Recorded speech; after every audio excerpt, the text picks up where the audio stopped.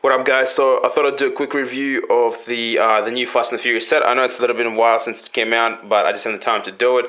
After this video, I will post another video with all the new updated cars that I have for Fast and Furious in 1/64 scales, and hopefully they're going to be really, really nicely displayed. I'm having a surprise for that. I hope you guys enjoy it. But in the meantime, look, there are a couple of ones that I really, really like in this set. So if you guys haven't got it, just a few of the things, the point is that I think you should get it for if you are collecting and you don't want to. I guess you don't want to go out and spend the whole money on getting all of them, maybe because you have some of these are doubles that have come out before. So for instance, the first one that we got released is from the first Fast and the Furious movie. The Fast and the Furious is the Toyota Supra. Now this is a re-release. I haven't seen anything new with it. Honestly, it looks exactly identical to the one that they released in the previous set. So this one, I mean, it's a good car, but if you already have it, there's no point in getting it unless you really like it.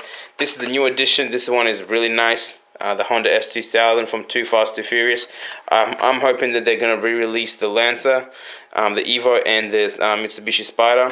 I mean, the Eclipse. I think those ones are cool as well settings, but so far we get the Honda S2000, which is really cool.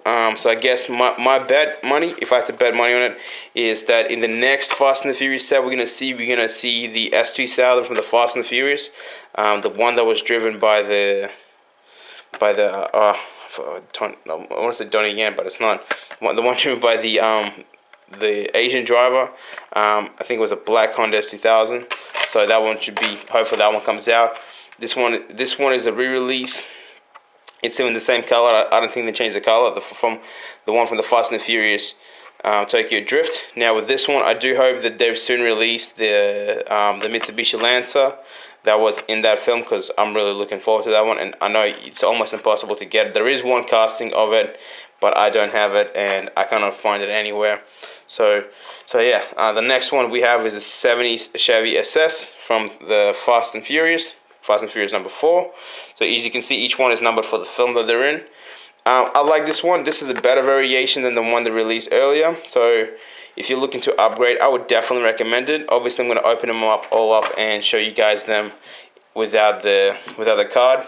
Now, Fast and 5, we get the Ford GT40, which is not bad. The only downfall I have in this one are the tires. I do believe that the color, you can't really see it right now, but I do believe that the color is actually more suited to the film. It's dark black, it's dark blue. Was the other one was more light blue, so this is an improvement. Same with this one. Whoop. So these two are an improvement on the previous castings. Then we have the 08 Challenger SRT8. I do believe I have it somewhere. I do believe it's the same one. The same casting, just repackaged from Fast and Furious 6. Yeah, so this isn't bad. But I'm hoping that they release one for the Ford Escort, because I reckon that looks much more cooler. But hopefully that will come out soon. Now, Fast and Furious 6 got 2 releases. As you can see, here's another one, even though it's number 7, because there's only been so far 7 movies. And they released the Daytona. So this is the 3rd time they released it. And look, honestly, I mean, I know there's a lot of Daytona fans out there, but for me personally, I think this isn't the best one that they could have released. I mean, like, I get it, it's a popular car, but you do want to see some new castings. That's all I'm saying. And there are plenty of cars in the film. Last but not least is the one that they always release. I don't think we're gonna get a set which doesn't release this car, and it is the 70s Dodge Charger, the Dom's Charger. And this is from Furious 7. It has a different black on it, so it'll be a little bit different. So that's the variation of the black, and maybe it's the rims as well. I will have to have a closer look once I take them out of packaging and compare it to the other ones.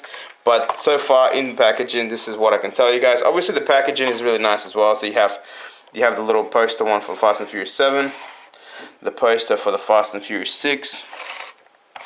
Fast and Furious 6. I do believe if I'm... Oh no, yeah, I thought... Yeah, so you have 2 Fast and Furious 6 posters. Fast 5, where you get to see the cars as well. Fast and Furious. 2 Fast, 2 Furious is a really cool poster. Tokyo Drift 1 is the Nissan. And then the Fast and the Furious one, you have it as well. So they do have some really nice posters on and some cards. So if you are collecting it for the cards, then yeah, definitely recommend it. Otherwise, just like I said, I do believe some variations are better. Anyways, let's crack them up and have a look at them. taking a look at them without their packaging to making them loose, you can kind of clearly see each one is actually a very good looking, very nice casting they did, and the color differences that they have. Obviously, I'm gonna have a better closer look at it. So we'll start off with the Supra. So if you put the Supra to the middle, so as I told you, this is a re-release of the Supra. The main difference of this one to the other one is that they kept the spoiler original. I'm pretty sure the paint is the same, and they did change the discs or the rims on the car. And so yeah, so the color scheme was the same. The painted taillights still stand. They have removed painted headlights. There are no painted headlights on it, and they have different rims. The reason why I know this, if we put this one here, we can compare it to, if we go on this side, we have all the variations that, well, not all the variations, but most of the variations of the ones that have been re-released, so you guys can see. Actually, these are all, apart from, so it's all the variations apart from the dump charger, because there's way too many of them to put them all out here. But yeah, so if we're to compare it, actually, I don't know if you guys can kind of see it. This is a lighter orange, but so you can see it has different rims, but it has painted headlights, so which I think is better. Otherwise, they both have their painted.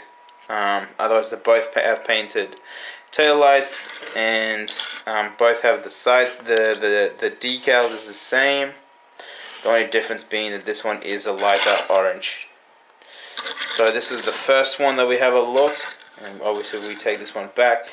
Now the Honda S2000, it is one of a kind. It's the first time they released it, so you can't really compare it to anything. As you can see, they used the discs from the previous discs one. So maybe we will get another re-release this one later on. I'm pretty sure once they release another version, we will definitely have a re-release of the Honda S2000, because it is a good casting, and I know a lot of collectors are going crazy for it, getting more than one of a kind for it. So definitely expect this to be re-released. Coming up to the Shelby GT, it is a very nice casting. It's very popular as well.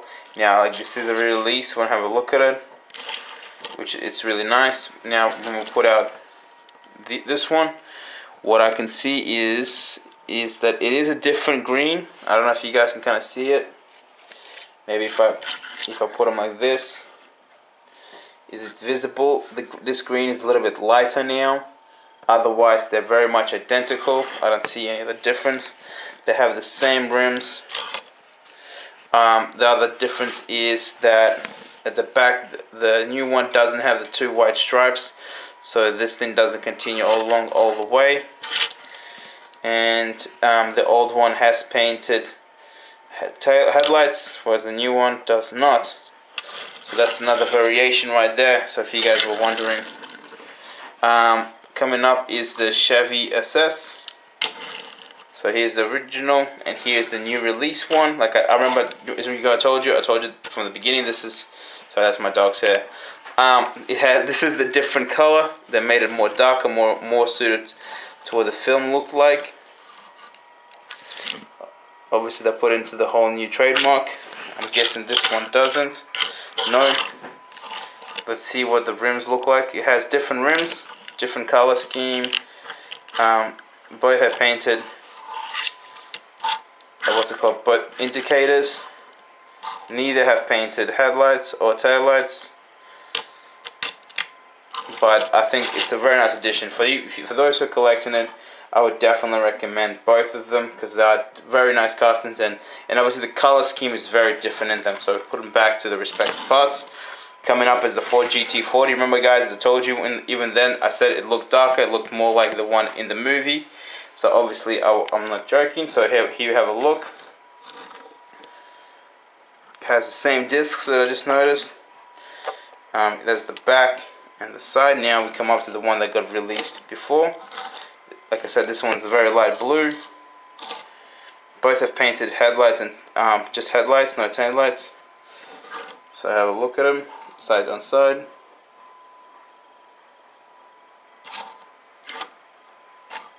Same discs. and same back. Look, this is a nice casting as well. I do like this casting. It's not my favorite. I don't think it's really like a street car, but I do like it. Now the Hemi.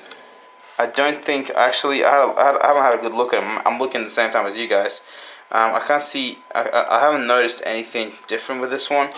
So, bear with me if I can try and see some kind of, sorry guys, if I can try and see some kind of difference in them. So this is the one that just got released, and here is the, and this is the old one. The look, pretty much identical. The only difference I see is in the car, is in the rims. And again, the old one had painted headlights. The new one does not, which is weird. You would think like they would still paint the headlights as well. And the old one had painted taillights, so I reckon the old one is better. So like I said, some of these cars I do feel like they just released them just for the sake of getting 8 cars instead of trying to like make it better. And next up we have the Daytona. Now there are 2 releases of Daytona already, so which have 2 different color variations. Both have a black spoiler. Both have